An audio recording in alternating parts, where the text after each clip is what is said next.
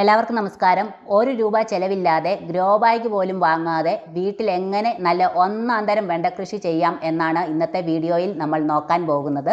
വിത്ത് പാകുന്നത് മുതൽ വിളവെടുപ്പ് വരെയുള്ള എല്ലാ കാര്യങ്ങളും ഒപ്പം നമ്മൾ വീട്ടിലുണ്ടാക്കുന്ന ജൈവവളങ്ങളും കീടനാശിനികളും ഒക്കെ ഈ ഒരൊറ്റ വീഡിയോയിൽ കാണിച്ചു തരാം. ഒട്ടും സമയം കളയേണ്ട, നമുക്ക് നേരെ വീഡിയോയിലേക്ക് കടക്കാം. ആദ്യം ഞാനിവിടെ കുറച്ച് സാധാരണ മണ്ണും കുറച്ച് കിച്ചൺ കമ്പോസ്റ്റും എടുത്തു വെച്ചിട്ടുണ്ട്. ഇത് രണ്ടും കൂടി നമുക്ക് നന്നായിട്ടൊന്ന് മിക്സ് ചെയ്ത് മാറ്റി വെക്കാം. നിങ്ങൾക്ക് കമ്പോസ്റ്റിൻ്റെ സ്ഥാനത്ത് ചാണകപ്പൊടി ഉണ്ടെങ്കിൽ എടുക്കാവുന്നതാണ്. ഇനി കൃഷി ചെയ്യാൻ വേണ്ടിയിട്ട് വില കൂടിയ ഗ്രോ ബാഗുകളൊന്നും വാങ്ങിയിട്ടില്ല. നമ്മുടെ വീട്ടിലുള്ള പഴയ പെയിൻറ്റ് ബക്കറ്റാണ് എടുത്തിരിക്കുന്നത്. ഇതിന് പകരം ചാക്കോ പഴയ പാത്രങ്ങളോ എന്ത് വേണമെങ്കിലും എടുക്കാം. ഇനി ബക്കറ്റിൻ്റെ ഏറ്റവും അടിയിലല്ല ഞാൻ ഹോൾ ഇട്ടിരിക്കുന്നത്. അടിയിൽ നിന്നും 1 ഇഞ്ച് മുകളിലായിട്ട് 2 സുഷിരങ്ങളാണ് ഇട്ട് കൊടുത്തിരിക്കുന്നത്. ഇങ്ങനെ ചെയ്യുമ്പോൾ നമ്മൾ ഒഴിക്കുന്ന വെള്ളവും വളവും പെട്ടെന്ന് ഒലിച്ചു പോകാതെ അടിയിൽ കുറച്ച് തങ്ങി നിൽക്കും. ഇനി ഇതിൻ്റെ അടിത്തട്ടിലേക്ക് ആദ്യം കുറച്ച് ഉണങ്ങിയ കരിയിലകൾ ഇട്ട് കൊടുക്കാം. അതിൻ്റെ മുകളിലായി ഈ ശീമക്കൊന്നയുടെയും കമ്മ്യൂണിസ്റ്റ് പച്ചയുടെയൊക്കെ ഇലകളുണ്ടെങ്കിൽ ഇട്ട് കൊടുക്കാവുന്നതാണ്. ഈ ഇലകൾ വെണ്ടച്ചെടിയെ ബാധിക്കുന്ന നിമാപോര പോലുള്ള സൂക്ഷ്മ പുഴുക്കളെയും അതുപോലെ മണ്ണിലുള്ള വേരുതെരുപ്പൻ പുഴുക്കളെയൊക്കെ തടയാൻ ഒത്തിരി നല്ലതാണ്. ഈ പച്ചിലകൾ മണ്ണിൽ കിടന്ന് അഴകുമ്പോൾ നമ്മുടെ വെണ്ടയുടെ വേരുകൾക്ക് ഒരു ദോഷവും വരാതെ നല്ല കരുത്തോടെ വളരാൻ ഇത് സഹായിക്കും.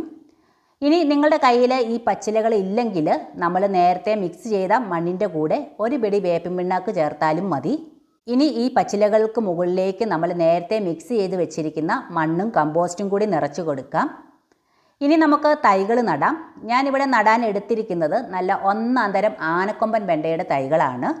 പ്ലാസ്റ്റിക് സീഡ് ട്രേകളൊന്നും വാങ്ങാതെ നമ്മുടെ വീട്ടിലുള്ള വാഴയില ഉപയോഗിച്ച് ₹1 പോലും ചിലവില്ലാതെ ഉണ്ടാക്കിയ തൈക്കൂടാണിത്. ഇതുപോലെ വീട്ടിൽ തന്നെ ₹1 ചിലവില്ലാതെ എങ്ങനെ സീഡ് മുളപ്പിച്ച് തൈകളാക്കാം എന്നതിനെക്കുറിച്ച് നമ്മൾ മുൻപൊരു വീഡിയോ ചെയ്തിട്ടുണ്ട്. ആ വീഡിയോ കാണാത്തവർക്കായി അതിൻ്റെ ലിങ്ക് താഴെ ഡിസ്ക്രിപ്ഷൻ ബോക്സിൽ കൊടുത്തേക്കാം. ഈ വാഴയിലയുടെ അടിഭാഗം തുറന്ന രീതിയിലായതുകൊണ്ട് വേരുകൾക്ക് ഒട്ടും കേടുപാട് വരില്ല. നടുന്ന സമയത്ത് വേണമെങ്കിൽ ഈ വാഴയില പൊളിച്ചു മാറ്റാം. അതല്ലെങ്കിൽ ഇതേപടി മണ്ണിലേക്ക് ഇറക്കി വെച്ചാലും മതി. വാഴയില മണ്ണിൽ കിടന്ന് അലിഞ്ഞു ചേർന്നോളും. അപ്പോൾ ഈ തൈ ബക്കറ്റിലേക്ക് ഇറക്കി വെച്ച് ചുറ്റും മണ്ണിട്ട് ജസ്റ്റ് ഒന്ന് ഉറപ്പിച്ചു കൊടുക്കാം. തൈ നട്ട ഉടനെ തന്നെ നന്നായിട്ടൊന്ന് നനച്ചു കൊടുക്കണം. അതിനുശേഷം പുതിയ മണ്ണുമായി ചെടി പൊരുത്തപ്പെടാനായിട്ട് 2-3 ദിവസത്തേക്ക് തണലത്തേക്ക് വെച്ചതിന് ശേഷം പിന്നീട് നല്ല വെയിലുള്ള സ്ഥലത്തേക്ക് മാറ്റി വെക്കണം. വെണ്ടയ്ക്ക് നല്ല വെയിൽ ആവശ്യമാണ്. ഇപ്പോൾ നമ്മൾ ഈ ചെടി നട്ടിട്ട് 15 ദിവസമായി. ഓരോ 10-15 ദിവസം കൂടുമ്പോഴും നമ്മൾ ജൈവവളങ്ങൾ നൽകാൻ ശ്രദ്ധിക്കണം. വളം ഇടുന്നതിന് മുമ്പ് ചെടിയുടെ ചുവട്ടിലെ മണ്ണ് ചെറുതായിട്ടൊന്ന് ഇളക്കി കൊടുക്കണം. വളമായി ഞാനിവിടെ എടുത്തിരിക്കുന്നത് വീട്ടിൽ തന്നെ ഉണ്ടാക്കിയ പഴത്തൊലിയുടെ കമ്പോസ്റ്റും കുറച്ച് മണ്ണും കൂടി മിക്സ് ചെയ്ത് വെച്ചിരിക്കുകയാണ്. നിങ്ങളുടെ കയ്യിൽ സാധാരണ കമ്പോസ്റ്റോ ചാണകപ്പൊടിയോ ഉണ്ടെങ്കിൽ അത് ഉപയോഗിക്കാം. ഇതിനൊപ്പം കുറച്ച് ചാരവും കൂടി മിക്സ് ചെയ്ത് ചെടിയുടെ ചുവട്ടിൽ ഇട്ട് കൊടുക്കാം. ചാരത്തിലും പഴത്തൊലിയിലുമുള്ള പൊട്ടാസ്യം കണ്ടൻറ്റ് ചെടിക്ക് നല്ല കരുത്ത് കിട്ടാനും നിറയെ പൂക്കളും കായകളും ഉണ്ടാകാനും സഹായിക്കും. അപ്പോൾ നമ്മൾ വളങ്ങളൊക്കെ ഇട്ട് കൊടുത്തു. ഇനി നമ്മൾ അടുത്തതായി ശ്രദ്ധിക്കേണ്ടത് ഇതിന് വരുന്ന അസുഖങ്ങളും കീടങ്ങളുടെ ശല്യവുമാണ്. വെണ്ടക്കൃഷി ചെയ്യുമ്പോൾ സാധാരണയായി നമ്മൾ നേരിടുന്ന 2 വലിയ തലവേദനകളാണ് ഈ ഇലകൾ ചുരുണ്ടു വരുന്ന പ്രശ്നവും പിന്നെ പുഴുക്കളുടെ ശല്യവും. ഇതിനായി നമ്മൾ കടയിൽ പോയി കാശ് കളഞ്ഞ് കെമിക്കലുകളൊന്നും വാങ്ങേണ്ട ഒരാവശ്യവുമില്ല. ₹1 പോലും ചിലവില്ലാതെ വീട്ടിൽ തന്നെ നമുക്കിത് മാറ്റിയെടുക്കാം. അതിനായിട്ട് 1 പിടി വീതം ശീമക്കൊന്നയുടെ ഇലയും പപ്പായയുടെ ഇലയും നന്നായിട്ടൊന്ന് മിക്സിയിലിട്ട് അരച്ചെടുക്കുക. അരച്ചെടുത്ത മിശ്രിതം 1 ലിറ്റർ കഞ്ഞിവെള്ളത്തിൽ ഒഴിച്ച് 2 ദിവസം വെച്ച് പുളിപ്പിച്ചതിന് ശേഷം ഇതിലേക്ക് 10 ഇരട്ടി വെള്ളം ചേർത്ത് നേർപ്പിച്ച് ചെടികളിൽ തളിച്ചു കൊടുക്കുകയോ അല്ലെങ്കിൽ ചുവട്ടിൽ ഒഴിച്ചു കൊടുക്കുകയോ ചെയ്താൽ മതി. പുഴുക്കളും മാറിക്കിട്ടും, ഇലച്ചുരുളിലും വരില്ല. ഇവിടെ നമ്മൾ പ്രധാനമായും ശ്രദ്ധിക്കേണ്ട ഒരു കാര്യമുണ്ട്. ചെടിയിൽ പുഴുക്കളും രോഗങ്ങളും വരുന്നത് വരെ നമ്മൾ നോക്കി നിൽക്കരുത്. നമ്മൾ ഈ ചെടി നട്ട് ഒരു 10-15 ദിവസം കഴിയുമ്പോൾ തൊട്ട്, അതായത് പുഴുക്കളെ കാണുന്നതിന് മുമ്പ് തന്നെ ഈ ജൈവ കീടനാശിനി പ്രയോഗിക്കുന്നത് ഒത്തിരി നല്ലതാണ്. രോഗം വന്നതിന് ശേഷം ചികിത്സിക്കുന്നതിനേക്കാൾ എപ്പോഴും നല്ലത് അത് വരാതെ നോക്കുന്നതാണല്ലോ. അപ്പോൾ രോഗങ്ങളൊന്നും വരാതിരിക്കാൻ വേണ്ടിയാണെങ്കിൽ ആഴ്ചയിൽ ഒരിക്കൽ വീതം നമ്മളിത് ചെടികളിൽ ചെയ്തു കൊടുത്താൽ മതി.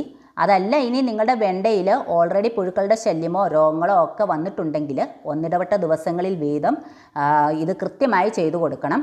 എന്നാലേ ആ പുഴുക്കളൊക്കെ പെട്ടെന്ന് ഒഴിഞ്ഞു പോവുകയുള്ളൂ. അപ്പോൾ ഈ ഒരു കീടനാശിനി പഴയ പല വീഡിയോസിലും കൃത്യമായി കാണിച്ചു തന്നിട്ടുള്ളതാണ്. അതുകൊണ്ട് അത് വീണ്ടും കാണിച്ച് നിങ്ങളെ ബോറടിപ്പിക്കുന്നില്ല. ഇത് കാണാത്തവരുണ്ടെങ്കിൽ ആ വീഡിയോസിൻ്റെ ലിങ്ക് ഞാൻ താഴെ ഡിസ്ക്രിപ്ഷൻ ബോക്സിൽ കൊടുത്തേക്കാം. അതിൽ നോക്കി നിങ്ങൾക്ക് കണ്ടുപിടിക്കാം. ഇനിയിപ്പോൾ ശീമക്കൊന്ന കിട്ടാനില്ലാത്തവർക്ക് എളുപ്പത്തിൽ ചെയ്യാൻ പറ്റുന്ന മറ്റൊരു നാടൻ വിദ്യ ഞാൻ കാണിച്ചു തരാം.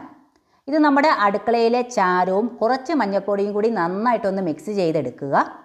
എന്നിട്ടിതാ ഈ കാണുന്ന പോലെ പുലർച്ചെ സമയത്ത്, അതായത് ചെടികളിലൊക്കെ നല്ല മഞ്ഞുതുള്ളികളുള്ള ഈ സമയത്ത് നോക്കി ഇത് ഇലകളുടെ മുകളിലും താഴെയുമൊക്കെ ആയിട്ട് നന്നായിട്ടൊന്ന് തൂക്കി കൊടുക്കണം.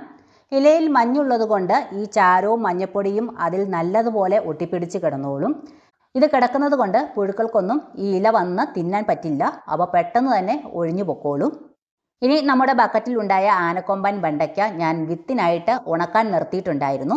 ഇത് നന്നായി ഉണങ്ങിയ ശേഷം പറിച്ചെടുത്തതാണ്. ഇതൊന്ന് മുറിച്ച് നോക്കാം. ഇപ്പോൾ കണ്ടോ, ഈ ഒരൊറ്റ വെണ്ടയ്ക്കയിൽ നിന്ന് മാത്രം എനിക്ക് ഏകദേശം 75ഓളം നല്ല വിത്തുകളാണ് കിട്ടിയിരിക്കുന്നത്. ഇനി നമുക്ക് വിത്ത് വാങ്ങാൻ കാശ് കളയേണ്ടി വരില്ല.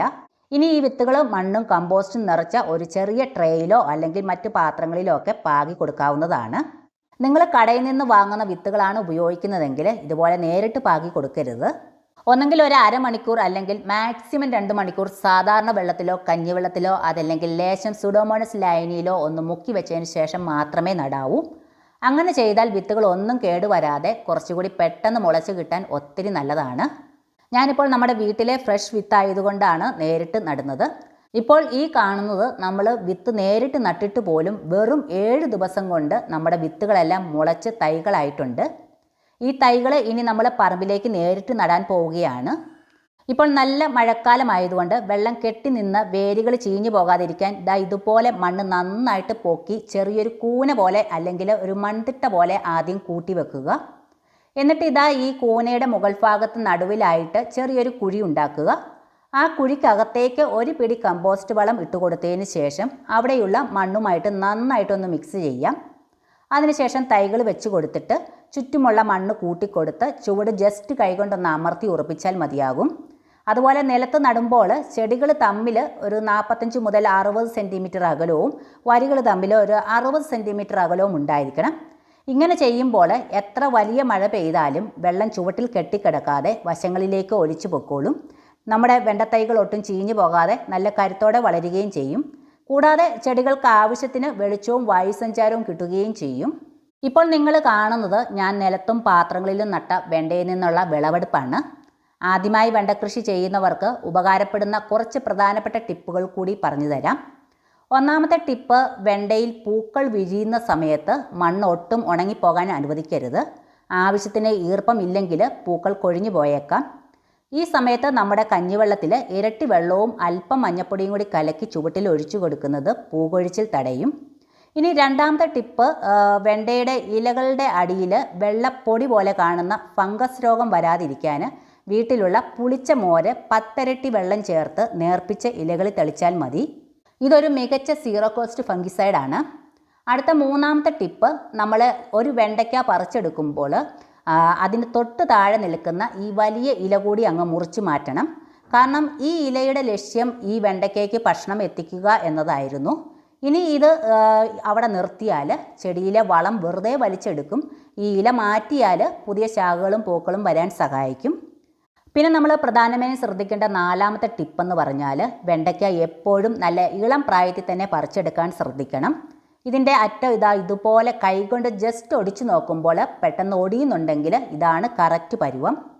ഒടിയാതെ വളഞ്ഞു പോയാൽ അത് മൂത്തുപോയി എന്ന് മനസ്സിലാക്കാം. കൂടാതെ ചെടിയിൽ കായ്കൾ മൂക്കാൻ നിർത്തിയാൽ പിന്നെ പുതിയ പൂക്കൾ ഉണ്ടാകുന്നത് കുറയും. ഇനി അഞ്ചാമത്തെ ലാസ്റ്റ് ടിപ്പെന്ന് പറഞ്ഞാൽ വെണ്ടയ്ക്ക പറിച്ചെടുക്കുമ്പോൾ കൈകൊണ്ട് ബലം പ്രയോഗിച്ച് വലിച്ചു പറിക്കരുത്. അങ്ങനെ ചെയ്താൽ ചെടിയുടെ തണ്ടിന് കേടുപാട് വരും. ഇതുപോലെ ഒരു കത്രികയോ കത്തിയോ വെച്ച് അതിൻ്റെ ഞെട്ട് കൃത്യമായി മുറിച്ചെടുക്കുന്നതാണ് ഏറ്റവും നല്ലത്. അപ്പോൾ നമ്മൾ ഇത്രയും കാര്യങ്ങൾ ശ്രദ്ധിച്ച് വീട്ടിൽ തന്നെ ഉണ്ടാക്കിയെടുക്കുന്ന ഈ ജൈവ വെണ്ടയ്ക്ക ആരോഗ്യത്തിന് ഒത്തിരി നല്ലതാണ്. ഇതിൽ ധാരാളം ഫൈബറും വിറ്റാമിൻ സിയും ഒക്കെ അടങ്ങിയിട്ടുള്ളത് കൊണ്ട് നമ്മുടെ രോഗപ്രതിരോധ ശേഷി കൂട്ടാനും ദഹനം സുഗമമാക്കാനും ഇത് ഒരുപാട് സഹായിക്കും. പ്രത്യേകിച്ച് പ്രമേഹമുള്ളവർക്കും ഹൃദയാരോഗ്യത്തിനും ഒക്കെ വെണ്ടയ്ക്ക കഴിക്കുന്നത് വളരെ നല്ലതാണ്. അപ്പോൾ ഇത്രയേ ഉള്ളൂ കാര്യം. 1 രൂപ പോലും ചിലവില്ലാതെ നമ്മുടെ വീട്ടിൽ തന്നെ ഒട്ടും വിഷമില്ലാത്ത നല്ല ഒന്നാന്തരം വെണ്ടയ്ക്ക നമുക്ക് വിളവെടുക്കാൻ പറ്റും. വിത്ത് പാകുന്നത് മുതൽ വിളവെടുപ്പ് വരെയുള്ള ഈ ഒരു കംപ്ലീറ്റ് ഗൈഡ് വീഡിയോ നിങ്ങൾക്ക് ഒത്തിരി ഉപകാരപ്പെട്ടു എന്ന് വിശ്വസിക്കുന്നു.